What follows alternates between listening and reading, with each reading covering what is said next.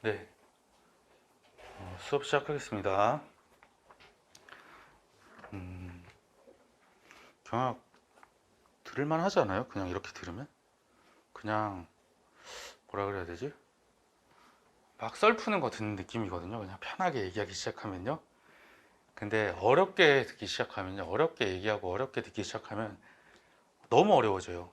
정말 막 테일러의 과학적 관리론을 학문적으로 설명을 한다든가 베버의 관료제를 막 학문적으로 설명하기 시작하면 너무 어려워요.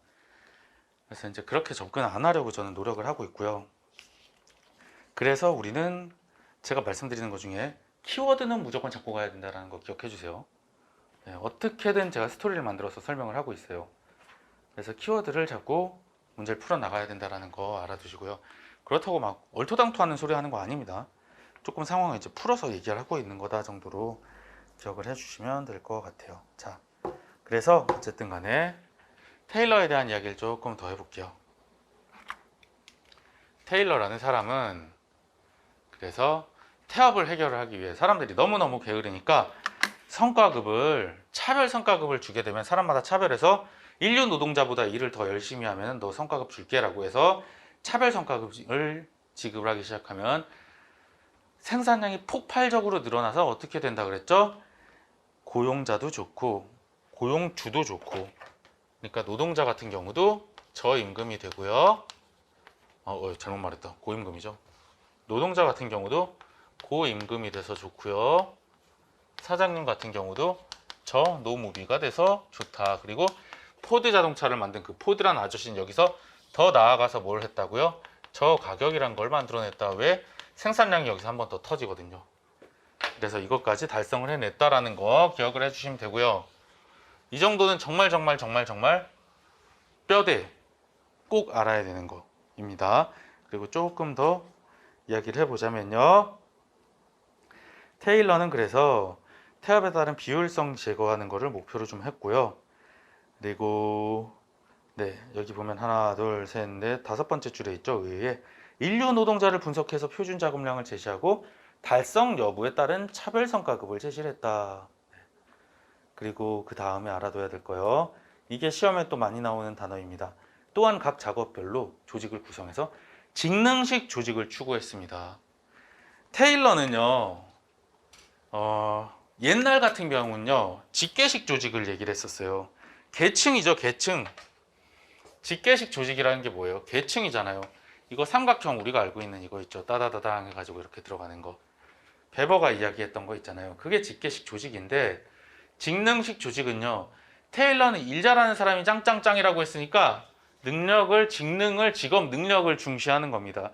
직능식 조직이라는 거를 추구를 했고요. 기획부 제도를 도입을 했다라고 이야기하는데요. 기획부 제도까지 기억을 해주시면은 여러분이 변별력입니다. 이거는 직능식 조직까지는 남들도 어느 정도 아는 거. 기획부 제도를 알게 되면 변별력이 좀 생기는 거. 기획부 제도는요,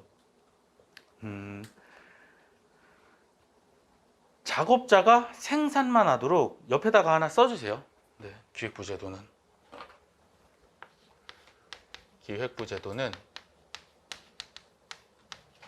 기획부 제도를 도입하였다 하는데 여기다가 그냥 이렇게 해서 하나 써주시면 될 것 같아요. 작업자가 생산만 하도록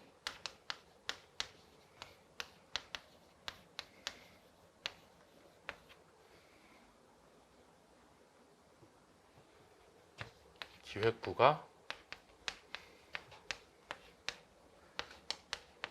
작업을 준비 할당함.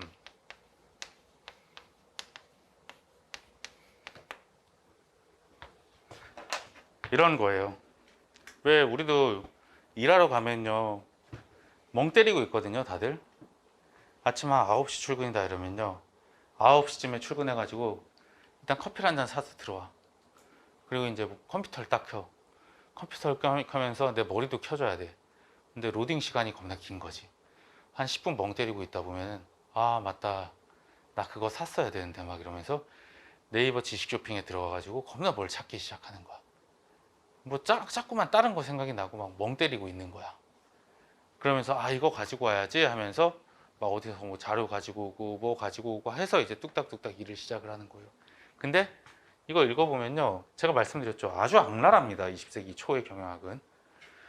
기획부 제도라는 게 기획이 우리가 생각하는 그 기획이 아니라 작업자가 생산만 하도록 하는 거예요.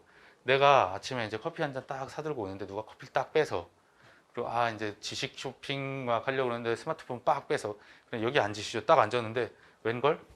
기획부라는 애들이 뭘 했냐면 작업 준비 할당을 다 해서 세팅이 돼 있어요. 자 이제 시작하면 됩니다. 엑셀 다 켜져 있어. 자 이제 투입만 하십시오. 뭐 이러는 거야. 그냥 일만 하는 겁니다. 일만. 기획부 제도예요. 어떻게 좋게 말하면은 작업자가 생산에 집중할 수 있도록 뭔가 나머지 일은 다 우리가 해줄게 라는 건데, 나쁘게 말하면 넌 닥치고 앉아가지고 이거 나사만 쪼여, 이게 되는 겁니다. 기획부 제도라는 거는 작업자가 생산만 하도록 기획부가 작업을 준비 할당하는 것입니다. 그래서 이것도 기획부 제도 옆에다가 적어 주시면 될 것 같고요. 자, 그래서 직능식 조직을 추구를 했고요. 기획부 제도를 도입했다라고 하는데요. 직능을 중시했다, 직능식 조직을 중시했다는 거 꼭 알아두시고요. 자, 그러면은 우리가 그 직계식 조직과 직능식 조직에 대한 이야기를 지금 했는데, 뒤로 잠깐 넘어가서 이야기를 할게요. 다음 장 가시면 그놈의 직계식 조직하고 직능식 조직 그러면 어떻게 다른데? 라는 궁금증이 생길 것 같아서 한번 말씀드려 볼게요. 직계식 조직 구조는요, 우리가 알고 있는 이런 거예요. 사장님 밑에 부문 관리자가 있고 감독자가 있고 그 밑에 구성원이 있어서 피라미드가 거대하게 이렇게 생성이 되어 있는 거죠. 이게 직계식입니다. 네, 피라미드가 있고요. 그 다음 이런 거는 직계식이 아닌가라고 고민할 수 있는데, 이것도 직계식이지. 사장 밑에 부문이 있어. 부문 있고 부문장 있고 그 밑에 생산 쪽에서도 뭐 화학공정, 제조공정 있고 뭐 어떤 데선 더 나눠질 수도 있고 어떤 데선 더 분화가 덜 될 수도 있고 한데, 어쨌든 직계식 조직 구조는 맞아요. 그럼 도대체 직능식 조직 구조는 뭐냐라고 이야기를 할 수가 있는데요. 이게 뭐 시험 문제에 나온 적은 없어요, 사실은. 그렇지만 우리가 알아둬야 될 것 같아서 제가 가지고 왔어요. 직계식 조직 구조나 직계식 조직 구조가 아닌 직능식 조직 구조는요, 교재에 나와 있습니다. 네. 이거를 제가 PPT로 옮기려고 그랬더니 막 개판이 돼가지고 그냥 내버려 뒀거든요. 자, 보세요. 이게 직계식 조직 구조라고 하면요, 직능식 조직 구조는 이렇게 돼요. 사장 똑같이 있어. 맞아. 그리고 뭐 부문장이든 뭐든 있겠지. 있어요. 그리고 그 밑에 어떤 놈이 들어가냐면요, 직능이잖아요. 직능. 일 잘하는 놈이 짱이라니까. 테일러는 일 겁나 잘하는 애들 직장이라고 부릅니다. 그 직능의 장이야. 이런 직장이란 친구들을 놔둬요. 직장. 여기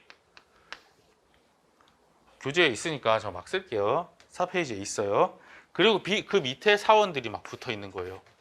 사원들이 붙어 있는데 이 구조가 되게 특이한 게 뭐냐면요, 이렇게만 놓고 보면 뭐야 이거 직계식 조직 구조랑 똑같이 생겼잖아, 직장이란 이름 있는 거 빼고, 이러는데 얘는 다른 쪽 애들하고 커뮤니케이션이 가능해요. 자, 이거를 갖다 PPT로 그렸다가 작살이 나가지고 와 이거 알아보지도 못하겠다 이래서 그냥 말아버렸어요. 이게 뭐 그러합니다. 책엔 나와 있죠. 이렇게 구조가 막 거미줄처럼 모두 다 서로 연결이 되어 있습니다.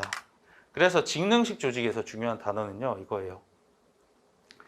기존의 직계식 조직이었는데 반해 조직 구조가, 테일러는 분석한 작업 기능을 기반으로 기능 중심의 조직인 직능식 조직을 강조했고요. 여기서 직능식 조직은 전문 기술자, 이 단어 중요합니다. 직장이 직공을 관리하는 구조다라는 게 정말 중요해요. 직장이란 단어 나오면 아 이거 테일러네라고 생각하시면 돼요. 이거는 테일러만의 고유한 단어입니다. 네, 그래서 다시 앞쪽으로 넘어가서 차별성과급의 설정 방식으로 가서 이야기를 좀 해볼게요. 자, 그래서 이전에 이야기했던 내용이죠. 지난 시간에 테일러는 인류 노동자를 선정을 합니다. 계획부서에서 자 1등 노동자 한번 레퍼런스로 잡을 노동자를 찾아봅시다 라고 해서 한 놈을 잡고 얘를 기반으로 해서, 얘를 시간 동작을 다 연구를 하고 얘를 기반으로 해서 얘보다 일을 잘하면 차별 성과급을 주겠다라고 하는 거예요. 쉽게 말하자면 이거예요. 동작 시간을 다 연구하고요. 업무당 표준 작업량과 표준 임률을 정하고요. 그걸 넘어가면 돈을 더 주겠다라는 겁니다. 그리고 그 다음에 뒤로 가서 특징 볼까요? 5페이지의 특징입니다. 특징은 작업자별로 한 가지 직무를 전문화시켜서 이 사람도 똑같아. 전문화, 분업. 그리고 경제적 관점에서 의사결정을 한다고 주장. 두 번째 줄에 나오죠. 그래서 마지막 줄에 고임금 전업무를 추구했다라고 봐주시면 될 것 같아요. 문제점은 인간 없는 조직이란 비판을 받았다. 그리고 이후의 이론들은 이라고 나오죠. 이후의 이론들은 이를 극복하고자 인간의 감정적인 부분을 고려하여 분석을 시도하였다라고 하는데 이거 지우세요. 네. 이게 그냥 테일러만 놓고 보면 그런 말이 나올 수 있는데 지금 전체적인 사조를 봤을 때는요. 테일러 이후에 나오는 사람들 얘기가 너무 많아. 테일러 이후에 파율도 나오고 파율 나온 다음에는 박리 파율 나온 다음에는 포드 나오고 뭐 이후에도 뭐 다른 사람들이 좀 있긴 합니다. 어쨌든 그런 부분들이 있다 보니까 당장 이후의 이론들은 이란 말이 나올 수가 없어. 지워버리세요. 논란의 여지가 있어요. 네. 그래서 이 문장은 지우고 자 이제 인간 없는 조직에 대해서 이야기를 했고요. 자 근데 뭐 이렇게 단점을 말을 하긴 하는데 어쨌든 너무너무 생산량이 늘어난 건 사실이잖아. 잘 하고 있는 거야. 사람들 입장에서는 생산량 늘어나고 서로서로 다 윈윈하고 노동자 좋고 사장님 좋고 그러다 보니까 이거 너무 좋다 이러면서 발전 승계하는 사람이 나오기 시작합니다. 그래서 간트라는 사람이 간트 차트를 만듭니다. 시간에 따라서 원래는 막 썼단 말이야. 시간에 따라서 이런 작업을 하고 이렇게 하고 이렇게 하고 저렇게 하고 저렇게 하고 이런 걸 다 쓰기 시작했는데 그걸 좀 시각화해서 도식화해서 좀 나타내면 어떨까라는 이야기라는 게 간트예요. 그래서 간트는 간트 차트로 일정을 도표화했다라는 거 기억해 주시면 좋을 것 같아요. 간트는 모르겠고 칸트는 혹시 아세요? 시간 철학자 막 이러면서 시간에 맞춰서 뭐 이렇게 몇 시가 되면 산책을 하고 몇 시가 되면 밥을 먹고 몇 시가 되면 운동을 하고 몇 시가 되면 잠을 자고 뭐 이런 게 있었거든요. 저 어릴 때는 그걸 봤습니다. 바른 생활 책에 나왔었어요. 그렇게 시간에 맞춰서 생활하는 게 바른 생활이라는 식으로 얘기를 한 것 같은데 어쨌든 간에 그래서 저는 그걸 칸트 차트로 외웠어요. 그 독일의 시간 철학자인 칸트처럼 시간에 따라서 일정을 도표했다 이렇게 외웠었는데 여러분도 이제 외울 수 있으면 그런 식으로 좀 외워주세요. 이거는 간트 차트는 사실 여러분도 살면서 보신 적이 있을 거예요. 이 원재료 주문 이런 걸 바꾸면 돼요. 이걸 갖다가 기본반, 심화, 문풀, 모고, 그리고 최종 모고, 뭐 이거는 뭐 무슨 뭐 이렇게 해가지고 넣으면 되잖아요. 이거 커리큘럼들 보면 이런 식으로 쭉 나가요. 뭐 영어 학원도 그렇죠. 무슨 반, 뭐 반, 회화 반, 뭐 반, 토익 반 뭐 이러면서 집어넣으면 이렇게 저렇게 하면은 영어 천재가 될 수 있습니다 라는 이야기를 하는 거죠. 이렇게 하면 군무원이 될 수 있습니다 라고 이야기하는 거잖아요. 이게 간트 차트예요. 여러분 이미 본 적이 있을 겁니다. 이 간트 차트라는 걸. 여러분이 보고 있는 것들이 되게 별거 아니라고 생각하겠지만 최초로 만드는 게 대단한 거라니까요. 이런 게 하나도 없었는데 간트라는 아저씨가 간트 차트를 통해서 이렇게 도식화시키면 좋을 것 같아요 라고 해서 찬사를 받았던 거죠. 간트 차트를 통해서 일정을 도표화했다라는 거 알아두시고요. 그 다음에 진짜 좀 약간 도라이 같은 부부가 등장을 합니다. 심지어 이것도 자꾸만 이게 왜 이런지 모르겠네. 서블릭인데 서블링으로 자꾸만 마이크로소프트가 이걸 저거라고 생각하나 봐요. 오타라고 생각하나 봐. 서블링으로 ing로 자꾸 바꿔. 이 동사가 아닌데. 네, 서블릭입니다. 서블릭 기호예요. THERBLI 주고요. 이게 왜 서블릭이라고 그러냐면요. 부부가 이걸 만들었어요. 테일러의 과학적 관리론을 와 이거 되게 좋다라고 하면서 대학교 뭐 CC겠지 자기네끼리 만난 길브레스라는 부부가 이걸 승계를 합니다. 길브레스란 부부가 숨겨놨는데 왜 서블릭이라냐면요. GILBRETH거든요. 길브레스 부부가 이런 생각을 합니다. 그냥 그 연구하면서 다 적어야 되잖아요. 인류 노동자가 어떻게 했는지 시간, 동작 뭐 이런 것들 다 적어야 되는데 적다 보니까 손이 터질 것 같은 거야. 손도 터질 것 같고 이 부부들이 되게 유쾌한 사람들이었던 거예요. 그래서 search 쓰기 너무 귀찮다. find, transport, empty, rest, for, over. 와 이거 너무 귀찮은데? 라고 생각을 하다가 그냥 이거 그림으로 그려가지고 탁탁탁탁 써야지 라고 생각을 하고 받는 게 이거예요. 자, 이거 다 외우라는 거 아닙니다. 저 이거 시험에 나온 거 본 적 한 번 있다. 한 번 있는데요. 되게 쉬운 거 몇 개만 그냥 나왔어요. 한두 개. 제가 한 15년치 시험 봤는데 모든 시험을 봤을 때 한 번 나왔어요. 한 번. 그러니까 그냥 그러려니 하세요. 네. 몇 개 알려드릴게요. 이런 식이에요. 서치요, 서치. 찾는 거야. 찾는 게 왜 찾는 건지 아세요? 눈이 이렇게 돌고 있잖아. 눈이 띵띵띵띵 돌면서 어디 있지? 찾는 거야. 그 다음 이건 뭐예요? 이제 빵 하고 쟤 찾았다. 이렇게 되는 거예요. find예요. select는 뭐야? 이건 알지. 마우스요, 마우스. 축축축 돌아가는. 네. 마우스입니다. 그 다음 grasp는 쥐는 거잖아요. 쥐는 건 이렇게 해서 쥐는 거야. 이건 인형 뽑기 같은 거 해보면 알잖아. 윙 하고 내려오는 거예요. 잡는 겁니다.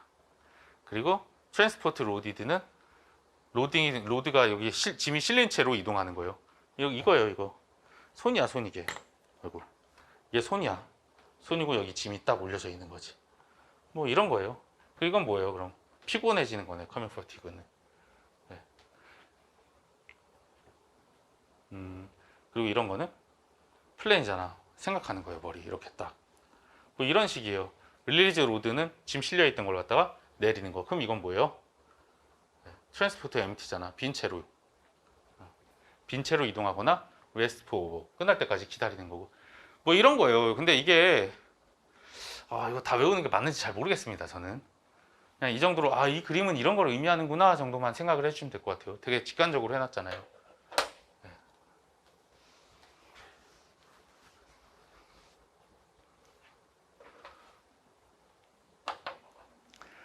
자, 그래서 이렇게 서블릭 기후, 길브레스라는 사람이 서블릭 기후로 나타내는데, 그래서 왜 서블릭이냐? 제가 약간 좀 도라이 같은 부부라고 이야기했던 이유가 이거예요.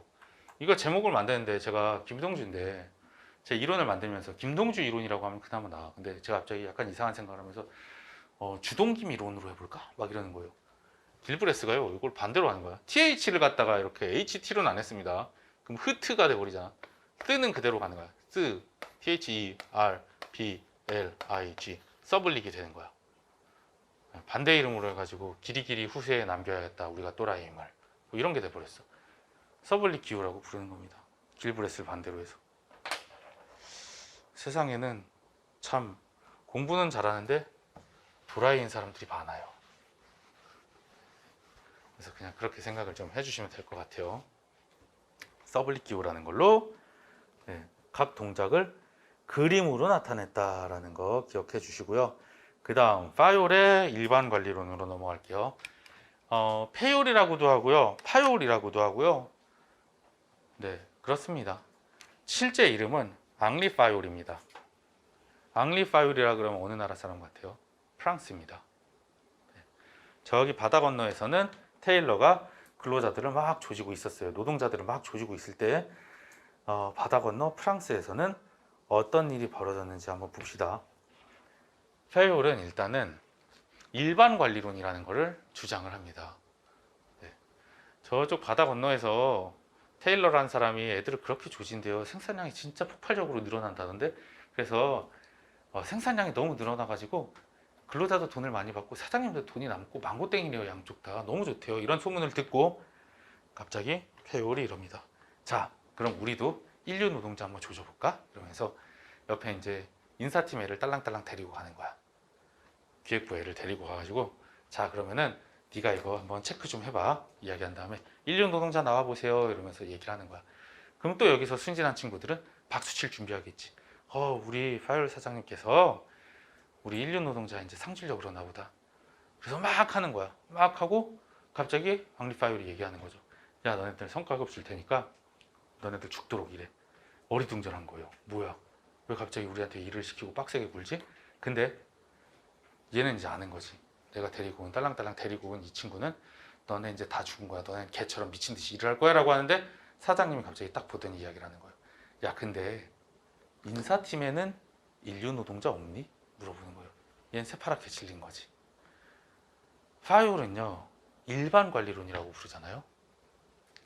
테일러는 그나마 나았어. 이렇게 하면 막 점점 뒤로 갈수록 죽일 놈을 만드는데 다들 열심히 그 생산성을 늘리기 위해 노력한 아저씨들입니다. 여러분 잘 외우라고 막 다 나쁜 새끼를 만들어 버리고 있는 거예요, 제가. 앙리 파이올 같은 경우는 그 테일러는 노동자만 조진 거야. 인류 노동자 나와 이러면서. 근데 페이올은 노동자만 한 게 아니라 경영 전반의 관리직까지 다 잡아 족친 겁니다. 그래서 여기 쓰여 있잖아요. 7페이지에. 프랑스의 페이올은 작업뿐만이 아니라 경영 전반의 관리 행위를 분석하였다라고 이야기를 하고 있잖아요. 그래서 페이올은 왜 페이올인지 알아요? 답해서 페이올이야. 저의 경영학, 제가 이제 다른 데에서도 경영학 강의 하거든요. 노무사도 하고 몇 군데 하는데 저의 경영학 강의에 대한 전반적인 평은 병신 같은데 문제가 풀린다래요.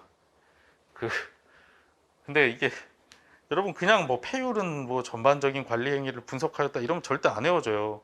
저도 그래도 아주 좋은 학교는 아니지만 어쨌든 간에 열심히 공부해서 갔는데 제 머리가 좋은 게 아닙니다. 온갖 짓을 다 해가지고 이렇게 그 안 좋은 머리를 어떻게든 좀 꾸겨 넣은 거거든요. 나중에 가면은 인사관리 가면 가관이에요. 막 뭐 희한한 거 막 열나 패고 싶은 새끼에서부터 시작해갖고 온갖 희한한 거 다 튀어나오는데 그렇게 해야 됩니다. 여러분들 천재는 아니잖아요. 저도 천재는 아니에요. 한 번 보면 기억 안 나. 그래서 예, 막 창피하니까 말이 길어지죠. 답해서 페이올입니다. 예, 그냥 그렇게 기억해 주세요. 여러분도 막 경영 강사 이상해 이러다가 자존심 버리고 나중에 답해서 페이올 이러면서 외우고 있을 겁니다. 예. 후기가 막 그래요. 시험 친 친구들이 막 좀 경영 강사 내가 말도 안 되는 소리 한다고 욕했는데 그걸로 외우고 있는, 그걸로 문제를 풀고 있는 나를 보며 자괴감을 느꼈다. 뭐 이딴 식이야. 경영 외우는 게 이렇게 단순한 거 외우는 건 이런 식으로 해야 됩니다. 네. 자, 어쨌든 간에 답해서 페이올입니다.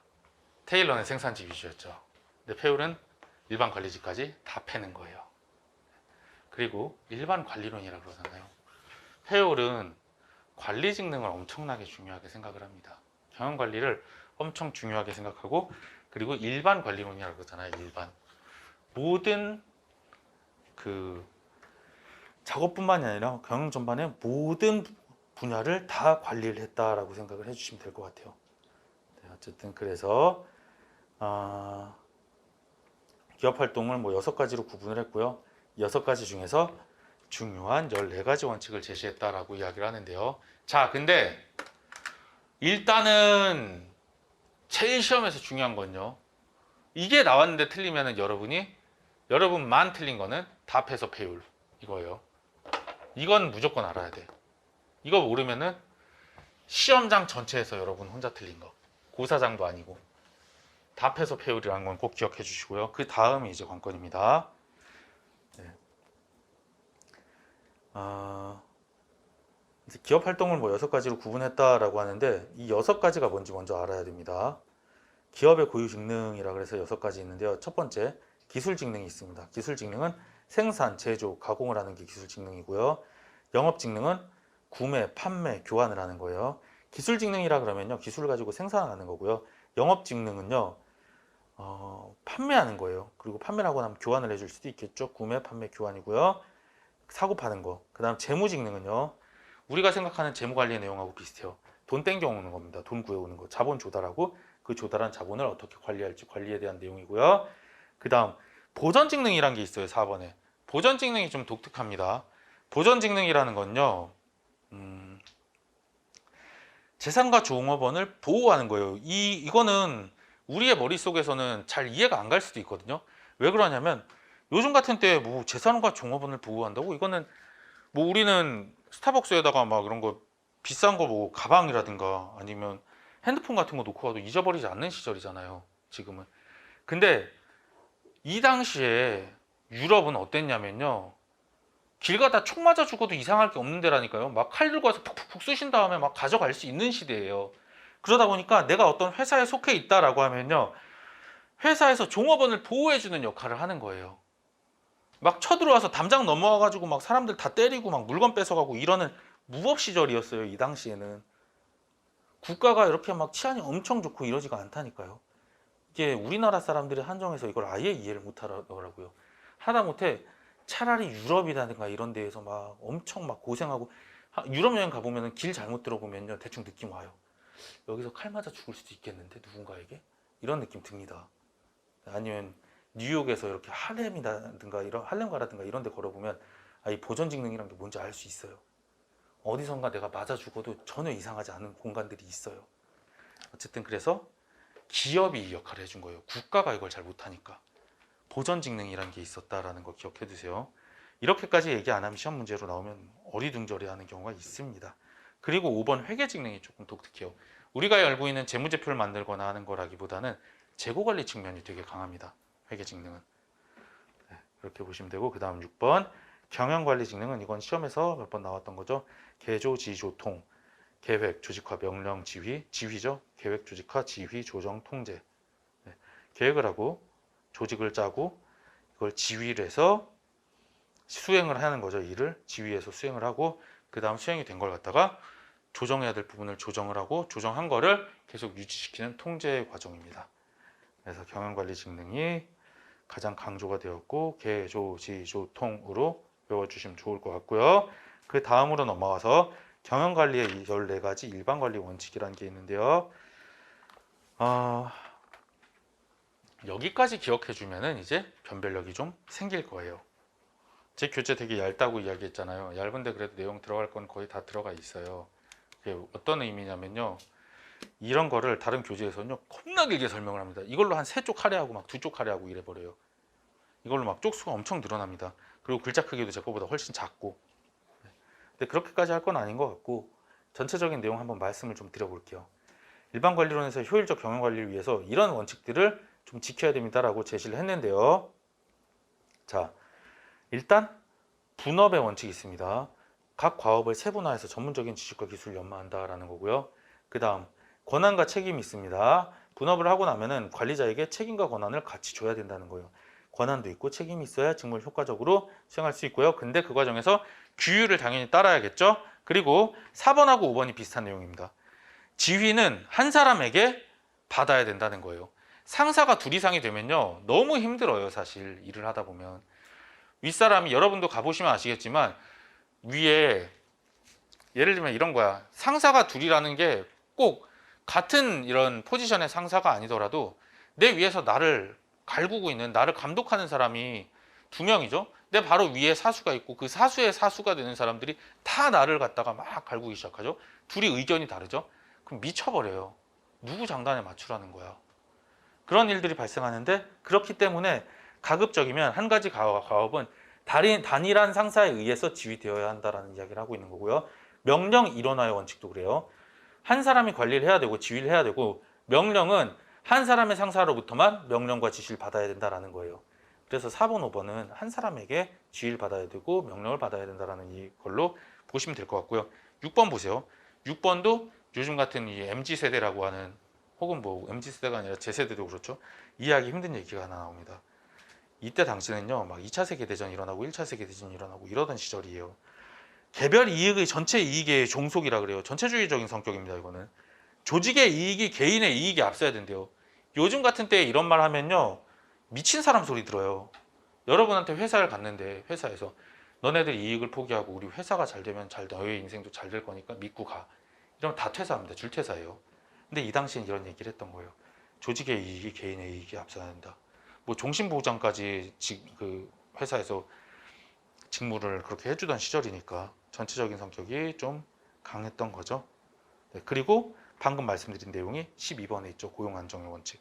우리가 너를 고용을 안정을 시켜줄 테니까 너는 회사를 위해 희생을 하고 회사의 이익을 전체 이익이라고 생각을 해 라는 거예요. 12번하고 한번 6번하고 비슷하게 생각해 주면 될 것 같고요. 그 다음 7번 맞는 얘기죠. 이거는 정말로 종업원 보상 원칙, 보상 공정하게 해야 된다라는 거고요. 그 다음 8번 집권화의 원칙은 부문별로 집권화가 돼야 된다는 겁니다. 권한이 한쪽으로 몰려야 된다는 거고, 계층화의 원칙은 계층으로 나눠져 있어야 된다라는 거예요. 의사소통할 때. 그 다음 당연히 질서의 원칙은 질서에 따라서 배치가 돼야 된다라는 거고요. 네, 그리고 공정성의 원칙은 무슨 부모님 같아요. 상급자나 하급자를 대할 때 사랑과 정의를 적절히 조활해서 공정하게 대해야 된다라는 이야기를 하고 있는 거고요. 그 다음에 14번 볼게요. 단결의 원칙, 단결을 해야 된다라는 이야기를 하고 있고요. 이것도 약간은 어찌 보면 전체주의적인 그런 성향일 거라고 볼 수 있는데, 이제 보다 보면은 약간 그 집단을 되게 강조하고, 대신 우리는 널 평생토록 보장을 해줄게, 뭐 어쨌든 보상 공정하게 해줄게, 뭐 이런 이야기 하고 있는데, 그리고 규율 잘 따라야 돼, 뭐 이런 얘기 하고 있는데, 특이한 게 하나 튀어나오죠. 13번 갑자기 뜬금없는 얘기를 합니다. 맥락이 안 맞아. 자율성? 저 뒤에 막 한 100년 뒤에나 나올 법한 얘기를 하고 있는 거죠. 자율성 이야기하고, 거기서 더 나아가서 창의성 이야기를 해요. 이런 조직 분위기에서 자율권과 창의성이 나올 수 있을까요? 네. 계획 등의 활동에서 자율성을 보장을 해서 창의력을 발휘하도록 한다라는데, 이게 뉘앙스가 조금 특이하기 때문에 혹시나 시험 문제에서 이게 나오면 경영관리의 14가지 일반관리 원칙이라 그래가지고 이게 튀어나오면 이거 맞는 얘기야, 14가지 중에 이게 들어있었어 라는 거를 꼭 기억을 해 주셔야 됩니다. 네. 그래서 13번을 오히려 기억해 주실 필요가 있어요. 나머지 거는 어떻게든 그런 분위기였지, 약간 전체를 되게 중요시했지, 이렇게 넘어갈 수 있는데, 그런 뉘앙스로 갔다간 13번에서 꼬꾸라져요. 그래서 이거는 좀 분위기가 달라라는 거 기억해 주세요. 자율성과 창의성은. 네. 그리고 관리 원칙의 실현 수단은 네. 그냥 한 번만 보고 넘어갑시다. 네. 연구 활동은 연구로부터 나온 결과가 기획의 기초가 된다라고 그냥 써버리세요. 뭐 말이 길어가지고. 연구로부터 나온 결과가 계획의 기초가 된다라고 해주시면 될 것 같고요. 실행 계획은 연구 활동을 통해서 나온 결과로 실행을 해야 되고요. 네. 실행 계획을 짜고 보고 활동을 통해서 통제와 성과 향상이 가능하고요. 그리고 실행 계획을 짜고 실행을 하고 보고를 한 후에 부서별로 회의를 하고요. 네. 토의를 하고, 그리고 이 모든 거는 조직도에 의해서 관리가 되어야겠죠. 이렇게 보시면 될 것 같아요. 14가지 일반 관리 원칙 정도까지 봐주시면 될 것 같아요. 그 다음에 이제 포드의 컨베이어 벨트 시스템으로 가서요. 이 그림 뭔지 아세요? 군수공장이에요. 군수공장. 미국 군수공장이거든요. 세계 2차 대전이, 여기 밀덕분 계시면 제가 뭐라고 할 말은 없는데, 어찌됐든 간에 이제 저도 듣고 그 이제 전반적인 내용에 대해서 말씀을 좀 드리자면요. 2차 대전에서 그 독일이 어쨌든 간에 미국한테 진 거잖아요. 미국 연합군한테. 근데 그렇게 졌던 이유 중에 뭐 여러 가지가 있습니다. 뭐 하면 안 될 짓을 몇 가지를 막 했다라고들 하는데, 그 중 하나가 뭐였냐면요. 물자가 너무 딸렸어요. 미국은 물자가 미친 듯이 넘쳐나는데 독일은 전쟁 물자가 없었어요. 뭐 하다못해 뭐 기관 단총에서부터 시작해서 비행기라든가 전투기라든가 탱크라든가 여러 가지가 모자랐거든요. 근데 그 중 하나가, 사람들이 아직도 좀 의아해했다는 것 중 하나가 왜 그랬을까라는 게 이거예요. 자, 여기 보시면요, 길쭉하게 레일이 하나가 쭉 깔려 있습니다. 짝대기가 깔려 있어요. 이게 뭘까요? 컨베이어 벨트 시스템 개념이에요. 그 비행기를요, 지금 같은 때는 이제 기계화가 워낙 돼 있으니까 그런데, 비행기를 옛날 옛적엔요, 100년 전에는 어떻게 만들었을까요? 비행기를 만들기 위해서는 비행기 만드는 전문가들이 장인 정신을 가지고 한 땀 한 땀 만들었어야 된단 말이에요. 자동차도 그렇잖아요. 자동차가 고종 황제 선물로까지 갈 수 있었던 이유가 뭘까요? 그 이유가 뭐냐면은 하나하나 정말 만들어 가지고 수공예품 만들듯이 만들었기 때문인 거예요. 근데 오죽하면은 전투기는 어떻겠어요? 일반 자동차가 그러한데. 그래서 장인 정신을 가지고 하나하나 만들어야 되는 거였는데, 근데 미친 듯이 많단 말이야. 장인이 이렇게 많아져 끝도 없이 있는데 이게 어떻게 이런 게 가능해졌냐면요. 컨베이어 벨트 시스템이라는 걸 통해서 가능해진 거예요. 대량 생산이 된 겁니다. 상황을 한번 예를 들어보면 이런 거예요. 자, 왜 미국 포스터 보면 그런 거 있잖아요. 미국 모자 쓰는 아저씨가 이렇게 손으로 탁 가리키면서 막 뭐 조국이 너를 부른다 막 이러면서 꼭 무슨 전쟁터 나와가지고 열심히 싸우라는 것처럼 남자애들 다 끌려갔어. 남자애들 애기들도 다 끌려가고 남편들도 다 끌려가고 이제 할 일이 없는 거예요. 어머니들이 할 게 없는데 근데 어디서 막 이렇게 소문이 들려. 찌라시 같은 거 막 이렇게 받아봤더니 이렇게 건넌 마을에서 공장이 하나가 엄청 크게 들어왔는데 그 공장 사장님이 와가지고 일을 하면 돈을 되게 많이 준대. 남편도 없고 애들도 없고 하니까 할 일이 없잖아. 아줌마들끼리 막 모여가지고 거기 갈까 거기 갈까 누구 갔다 왔는데 생각보다 별로 안 어렵대. 그리고 계속 같은 일만 시켜가지고 한 번 다 하고 나면은 다음 날부터 가면은 되게 잘 돼. 그리고 또 잘하면 돈을 더 준대. 되게 좋아 거기. 막 갔어. 갔더니 이제 공장인데 색깔이 이상해. 공장 색깔이 일단 갈색 칙칙한 색깔이에요. 그리고 갈색 옷 입은 아저씨가 막 나와. 군인 아저씨 같아. 앞만 봐도 막 계급장도 붙어있고 와서 엄청 옹손하게 얘기하는 거야. 아 어머님도 오셨냐고. 와서 일해 주시면 되신다고. 뭐 하는 거예요? 근데 뭐 별거 아니에요 이러더니 막 줄을 세워서 막 물어보는 거예요.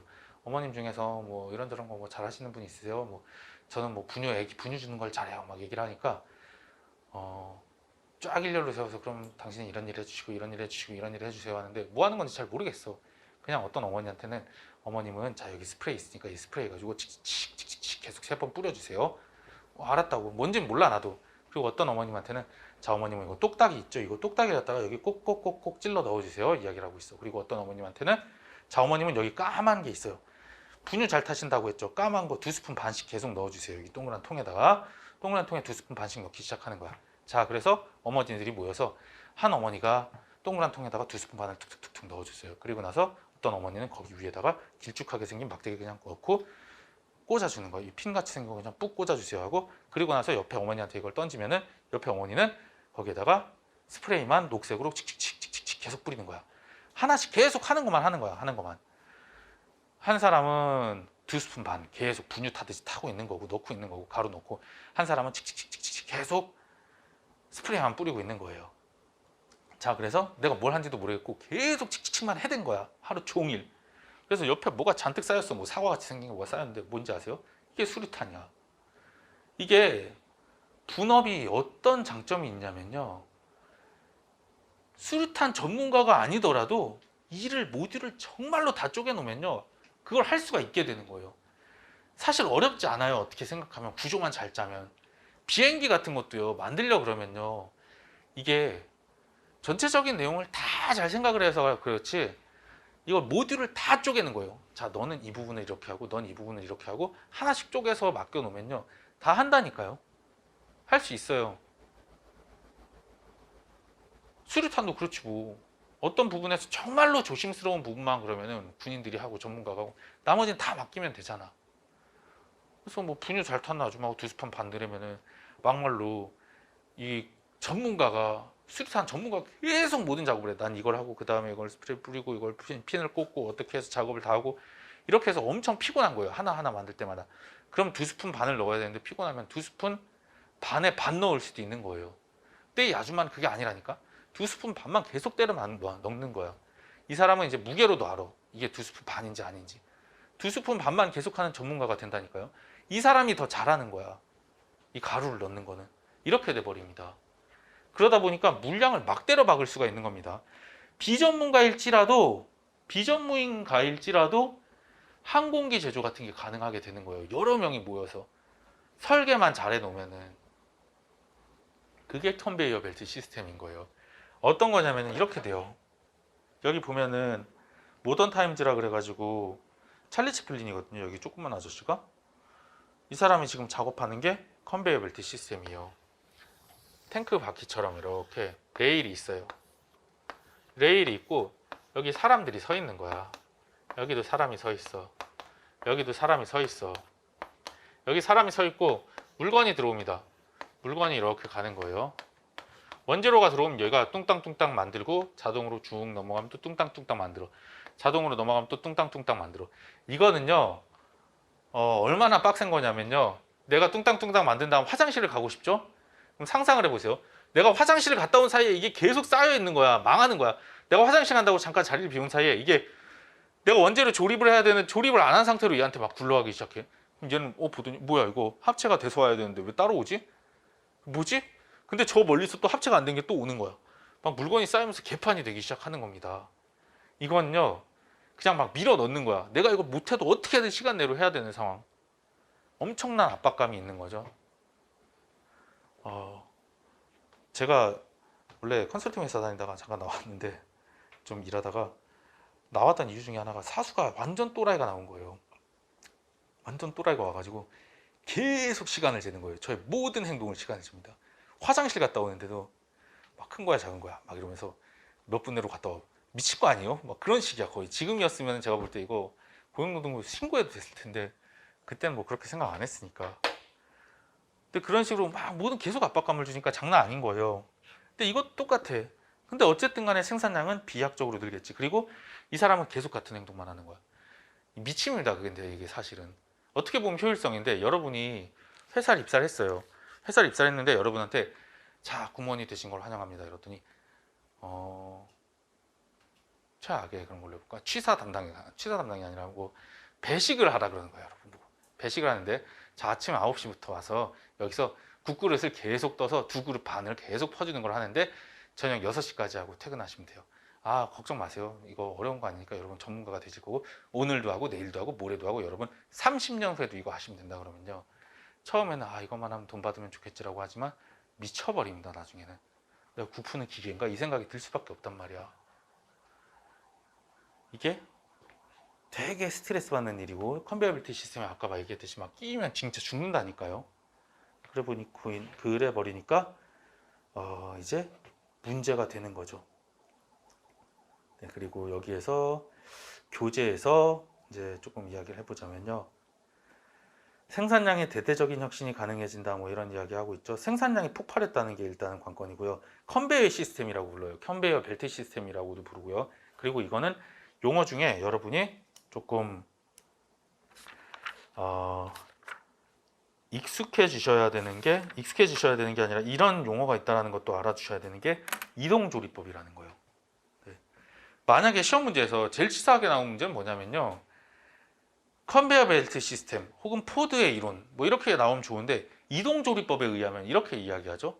그럼 이동조리법이 뭔지를 모르니까 알 수가 없어. 제일 치사한 문제입니다 그게. 그래서 이동조리법이라는 말이 나오면은 네, 컨베이어 벨트 시스템이구나 라는 거 기억을 해주시면 좋을 것 같아요. 자, 그래서 맨 마지막에 나오죠. 극단적인 분업화와 이동의 최소화를 통해 생산량을 극적으로 향상시킨 것이다 라는 이야기를 하고 있는 거예요. 그래서 포드는 컨베이어 벨트 시스템을 통해서 정말로 효율성을 극대화시키고요, 극대화시키기 때문에 사람들이 고통을 받기도 하지만 생산량이 너무너무 늘어나는 거예요. 네. 그래서 관리자의 입장에서는요, 얘도 관리하고 얘도 관리하고 얘도 관리하고 셋을 다 동시에 관리를 해야 되잖아요. 그래서 동시 관리가 중요하고 가능하다라는 거 기억해 주세요. 모든 작업이 동시에 관리가 되는 거예요. 내가 이거 멈춰야겠다라고 하면 너 멈춰 이렇게 안 해요. 컨베이어 벨트 이거 꽝 다운 시키면은 가다가 윙 하면서 얘가 멈추고 다 멈추는 거예요. 전기 딱 끊어버리면은 다 멈추는 거죠. 동시 관리가 가능하다라는 걸 기억해 주셔야 되고요. 동시 관리를 해야 되고 동시 관리가 가능하다라는 걸 기억을 해 주시고요. 그 다음에 제가 이야기했었죠. 포드는 어떻게 했다고요? 테일러는 어떻게 했죠? 돈을 많이 줬더니 고임금이 됐더니 사장님이 좋아요. 왜? 개당 노무비가 떨어지니까. 그래서 고임금, 저노무비가 가능했는데, 포드도 저노무비가 불가능하다는 게 아니에요. 근데 그런 시시한 건 집어쳐라고 건너뛴 거예요. 포드는 저가격 한 다음 저가격이 아니라 고임금 한 다음 어디로 바로 가느냐? 저가격까지 간 거예요. 나는 테일러 아저씨처럼 그렇게 노동자한테 좋은 거 당연하지만 그딴 거 얘기 안 해. 그런 걸로 생색 안 내. 나는 막말로 개나 소나 차 다 탈 수 있게 해줬어. 옛날에는 보종황제 임금님이나 돼야 타던 차를 너네들 이제는 다 탈 수 있지 않냐. 내가 너네들 이렇게 좋게 해줬어 라는 이야기를 하고 있는 거예요. 그래서 어떤 일이 벌어지냐면 컨베이어 벨트 시스템을 통해서 저가격 고임금을 실현했다라는데 네, 여기 마지막에 이상한 얘기를 합니다. 포드는 이를 일종의 사회에 대한 봉사라고 표현을 한대요. 이게 이제 사업을 장사하다 돈 많이 벌면은 갑자기 존중받고 싶고 막 이런 이상한 어깨에 뽕이 들어가기 시작하거든요. 그래서 막 자서전을 써요. 그냥 돈 많이 번 아저씨들이. 왜 그런지 모르겠어. 그리고 자서전을 쓰면 대부분 자서전 쓴 다음 한 다다음 해쯤 망해. 뭐 그런 것 같아요. 몇 군데 얘기하고 싶은데 좀 말하기가 좀 그래서 그런데 자서전 쓰기 시작하면 좀 조심하세요. 아, 저 사람 뽕 들어갔나라는 생각하시면 됩니다. 네. 그리고 레이니즘도 아니고 포디즘이라고 불러요. 아, 포드가 만들어냈어요 라고 해서. 네. 포드 전에는 자동차 진짜 희귀했었어요. 근데 포드가 자동차를 이제 대량 생산을 하기 시작한 거예요. 그래서 어쨌든 간에 알아두셔야 될 건요. 이 봉사라고 주장을 했다. 사회 기업 활동은 봉사라고 주장을 한 게 포드라는 것도 기억해 주시고요. 이걸 포디즘이라고 부른다라는 것도 기억을 좀 해 주시고요. 그 다음에 3S 쪽은 잠깐 쉬고 네, 다음 시간에 이야기를 조금 하도록 하겠습니다. 잠깐만 쉬고 올게요.